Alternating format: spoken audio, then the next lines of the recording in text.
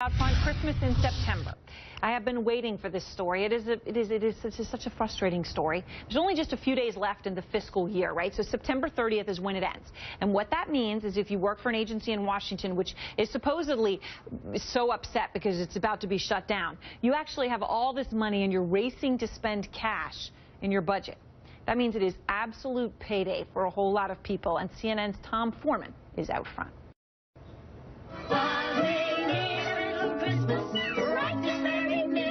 Just like the cast in the classic movie Mame, every September, Washington belts out a chorus of "We Need a Little Christmas" with the spending spree. It hasn't snowed a single flurry, but Santa dear, we're in a hurry.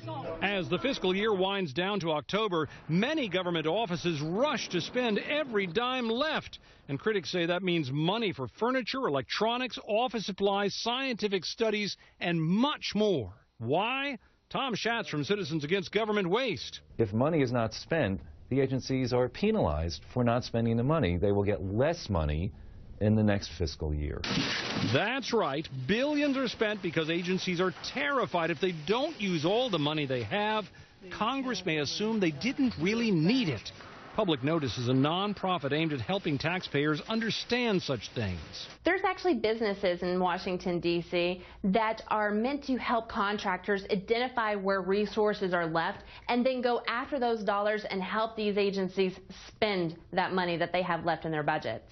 To be fair, some argue this is just a natural result of running a massive government. It's not as if people are lined up just sort of throwing money around willy-nilly. What they're rushing to do is to execute their annual programs, and they just get delayed for various reasons throughout the year and all of a sudden end up in that last 6 or 8 weeks and really have to move quickly. Still, critics say the rapid-fire spending shortchanges competitive bidding and sidesteps congressional oversight, problems that could be solved if agencies were allowed to roll over surpluses or forced to even out their expenditures. Do you think if this is brought under control, that the government could actually save money? Cutting off these expenditures at the end of the year will certainly save money because the items that are being purchased that are not necessary would then not be purchased. Tom, it's incredible. You know, you talk about things like, I don't know, stock up on clarinets for the military bands in 3 days. I mean, you know, it's funny, except for it's not. I mean, has there been any effort to reform the system and end this Christmas and September attitude? Erin, people have been talking about this for more than 30 years, saying this just doesn't make sense, and yet it never really goes anywhere. In the end, people basically say, this is how it works, so this is what we wind up with. Studies like this which show the spending goes up and down and up and down and up and down and up and down, and then here you get at the end of the year. Look at that.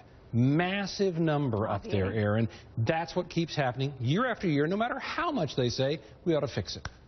That is a nauseating chart. Do these agencies even try to defend what they're doing? Yeah, well, look, most agencies can come up with an explanation for anything they purchased out there, even at the end. They can say, look, it's just the way it worked out, and some things are kind of easy to defend. For example, it's very popular for someone to go out and buy computers and printers and things like that because they say, you know, we always need them. They're basic tools. But what drives the critics crazy is when they see money being spent on things like promoting vineyards or, as you mentioned, buying clarinets for the military, which is one of the things that has been purchased. Although, in fairness, I guess they could use them to play some more holiday tunes. Erin?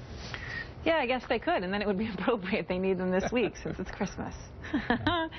Oh, all right, I guess we can try to end it with a smile. Thanks to Tom.